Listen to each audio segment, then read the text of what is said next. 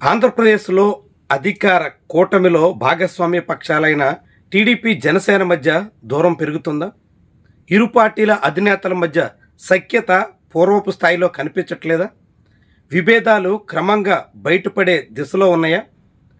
అందుకు ఇటీవల జరుగుతున్న పరిణామాలు సాక్ష్యంగా చూడాల్సి ఉంటుందా? తాజాగా ఏపీ కేబినెట్ భేటీకి ఉప ముఖ్యమంత్రి మరోసారి డుమ్మా కొట్టారు. వరుసగా మంత్రివర్గ సమావేశాలకు ఆయన హాజరు కావడానికి ఏ మాత్రం సుముఖత చూపడం లేదు. అమరావతిలోనే ఉన్న మంగళగిరిలో ప్రత్యేక సమావేశాలకు సైతం సిద్ధపడినా నేరుగా వెలగపూడి వెళ్ళి కేబినెట్ భేటీకి హాజరు కావడానికి ఆయన ఏమాత్రం సిద్ధం కావట్లేదు.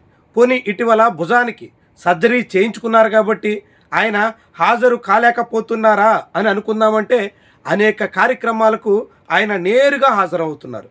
తన శాఖలకు సంబంధించినటువంటి సమీక్ష సమావేశాలు నిర్వహిస్తున్నారు. తన పార్టీ కార్యక్రమాల్లో ఆయన చొరవగా భాగస్వామి అవుతున్నారు. ఆఖరికి భోగాపూర్లో జరిగిన ఎయిర్పోర్ట్ ప్రారంభోత్సవ కార్యక్రమానికి కూడా ఆయన హాజరయ్యారు. ఇదంతా చూస్తుంటే పవన్ కళ్యాణ్ కేవలం ఆరోగ్య సమస్యల కారణంగానే గైర్హాజరవుతున్నారు అనే దానికి ఎక్కడా ఆస్కారం కనిపించట్లేదు. మరి ఇంకెందుకు ముఖం చాటేస్తున్నారు? ఇంకెందుకు ఆయన చంద్రబాబు నిర్వహిస్తున్న సమావేశాలతో ఏమాత్రం అంటిముట్టనట్టుగా వ్యవహరిస్తున్నారు? చాలా ముఖ్యమైనటువంటి ప్రశ్న. గడిచిన కొంతకాలంగా కూటమి నేతల మధ్య కొంత విభేదాలైతే బాహాటంగా బయటపడ్డాయి.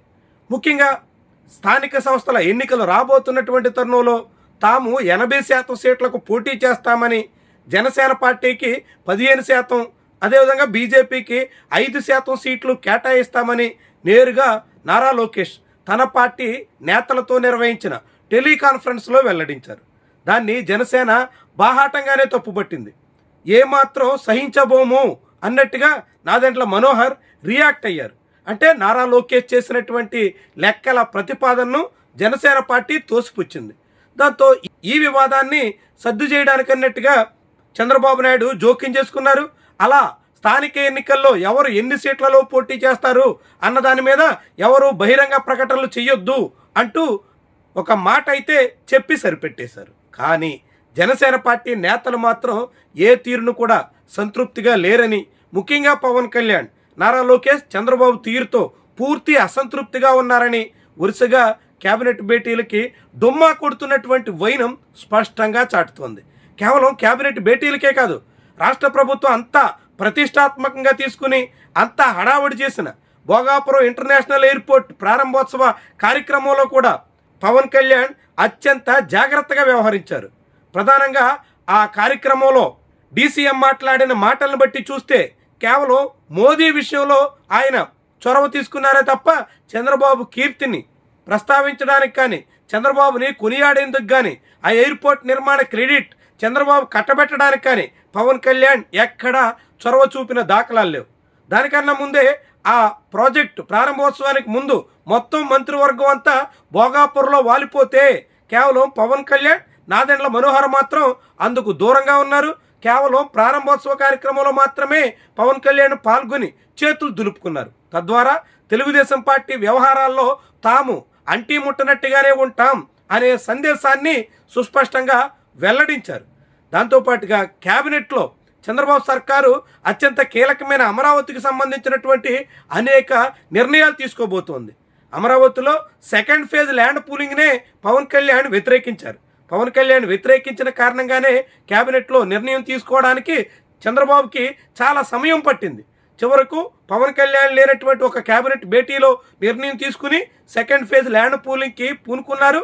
తాజాగా ఇప్పుడు అమరావతికి సంబంధించి మరిన్ని కీలకమైన నిర్ణయాలు ఈ కేబినెట్ భేటీలో తీసుకోవాల్సి ఉంటే దానికి కూడా పవన్ కళ్యాణ్ గైర్హాజరు కావడం వెనుక, ముఖం చాటేయడం వెనుక అలాంటి నిర్ణయాలే ప్రధానమైనటువంటి అంశం అనే మాట కూడా వినిపిస్తుంది. ఇలా స్థానిక సంస్థల ఎన్నికల ముంగిట కూటమిలోని రెండు ప్రధాన పార్టీల నేతల మధ్య ఎడముఖం పెడముఖం అన్నట్టుగా మారుతున్నటువంటి పరిస్థితులు చాలా కీలకమైనటువంటి అంశంగా చూడాల్సి ఉంటుంది. పవన్ కళ్యాణ్ సర్జరీ కాగానే చంద్రబాబు హుటాహుటీన ప్రత్యేక విమానంలో ముంబై వెళ్ళి తన మంత్రుల్ని వెంట పెట్టుకుని మరీ పరామర్శించి వచ్చారు. ఆ తర్వాత పవన్ కళ్యాణ్ ఇంట్లో రెస్ట్ తీసుకుంటుంటే హైదరాబాద్లో నారా లోకేష్ నేరుగా వెళ్ళి కలిసి వచ్చారు. ఆ తర్వాత పవన్ కళ్యాణ్ మంత్రివర్గ సమావేశాలకు హాజరు కాకపోవడం, ఇతర అనేక సమస్యలు ఉత్పన్నమవుతున్నటువంటి తరుణంలో మంత్రి నిమ్మల రామనాయుడు వెళ్ళి జనసేన పార్టీ ఆఫీసులో చర్చలు జరిపొచ్చారు. ఇదంతా జరిగిన తర్వాత కూడా పవన్ కళ్యాణ్ ఏమాత్రం చల్లబడలేదని, ఆయన చంద్రబాబు తీరుతో సంతృప్తిగా లేరని, తాజా కేబినెట్ భేటీకి పూర్తిగా దూరంగా ఉన్నటువంటి వైనం అయితే తేట తెల్లం చేస్తుంది. మరి ఇలా ఒకవైపు స్థానిక సంస్థల ఎన్నికలకి సిద్ధం కావాలని టీడీపీ నాయకత్వం తన మంత్రులకు కూడా హితబోధ చేస్తున్నటువంటి తరుణంలో పవన్ కళ్యాణ్ ఇలాంటి తీరుతో సాగుతున్నటువంటి వైనం కూటమిలో కొత్త కలహాలకి సూచికగా కనిపిస్తోంది. ఇలాంటి పరిస్థితి ప్రస్ఫుటంగా కనిపిస్తున్నటువంటి వేళ అది విపక్షానికి చాలా పెద్ద స్థాయిలో ఆయుధంగా మారే దిశలో ఉంటుందన్నది నిర్వివాదాంశం. మరి ఇలా ఎంతకాలం ఈ తీరున ఎన్నాళ్ల పాటు సాగుతారు? ఇలా నాయకుల మధ్య విభేదాలు పెరుగుతుంటే అది క్షేత్రస్థాయిలో వైరుధ్యాలకి ఆస్కారం ఇస్తుందనడంలో ఎటువంటి సంకోచం లేదు. ఇన్నాళ్లుగా కూటమి ప్రభుత్వంలో 2.5 ఏళ్లు గడుస్తున్న అనేక రకాలుగా విభేదాలు బాహాటంగా బయటపడినటువంటి పరిస్థితి రావడానికి ప్రధాన కారణం చంద్రబాబు, పవన్ కళ్యాణ్. వాళ్ళిద్దరూ సఖ్యంగా మెలిగినంత కాలం క్షేత్రస్థాయిలో వివాదాలు పెంచుకున్న, విభేదాలకు దిగిన అది తమకే చేటు తెస్తుంది తప్ప ఎటువంటి ప్రయోజనం ఉండదు అని అనేక మంది నేతలు అసంతృప్తుల్ని, అవమానాల్ని, అసహనాన్ని కూడా అణిచి సాగుతున్నారు. ఇప్పుడు పవన్ కళ్యాణ్, చంద్రబాబు ఇద్దరి మధ్య విభేదాలు పెరుగుతున్నాయి. ఇద్దరి మధ్య దూరం అయితే బాహాటంగా కనిపిస్తుంది.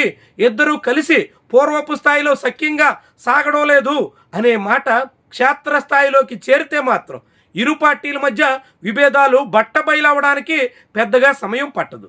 ఇరు పార్టీల నేతల మధ్య ఆధిపత్య పోరు కోసం అనేక రకాల అలజడులు ఎక్కువ సమయం అయితే తీసుకోవు. ఇలాంటి తరుణంలో ఇలాంటి సమస్యలు వస్తాయని తెలిసినప్పటికీ చంద్రబాబు, పవన్ కళ్యాణ్ మాత్రం ఈ గ్యాప్ పెంచుకుంటున్నటువంటి వైను చాలా కీలకమైనటువంటి పరిణామం. ఆంధ్రప్రదేశ్ రాజకీయాల్లో అనేక రకాలుగా కూటమి మీద దుష్ప్రభావానికి దారితీసేటువంటి వ్యవహారం కూడా. అయినప్పటికీ పవన్ కళ్యాణ్ మాత్రం క్యాబినెట్ని సైతం ఖాతరు చేయట్లేదు, మంత్రివర్గ సమావేశాలకి ముఖం కూడా చూపించట్లేదు, ఏ తీరును కూడా ఆయన ఆసక్తి చాటడం లేదు. ఇదంతా చంద్రబాబు వ్యవహార శైలితో, ముఖ్యంగా నారా లోకేష్ బాబు తీరుతో ఉన్నటువంటి అసంతృప్తి కారణంగానే అన్నది చాలామంది భావిస్తున్నటువంటి అంశం. ఇది మరింత పెరిగితే, ఇది మరింత దూరం జరిగితే కూటమిలో కుంపటి రాజుకోవడానికి పెద్దగా సమయం పట్టదన్నది ఎవ్వరూ కాదనలేనటువంటి మాట. మరి ఇలాంటి పరిస్థితిని ఎందుకు కొని తెచ్చుకుంటున్నారు? ఇలా ఎంతకాలం సాగుతారు? ఇలా విభేదాలు పెంచుకుంటూ క్షేత్రస్థాయిలో మరింత పొగరాజేస్తే అది పెను ముప్పు తీసుకొస్తుందనేటువంటి విషయం తెలిసినా ఎందుకు ఇలా సాగుతున్నారు అన్నది మాత్రం ఆసక్తికరమైనటువంటి అంశం. ఏపీ రాజకీయాల్లో కీలకమైనటువంటి పరిణామం కూడా.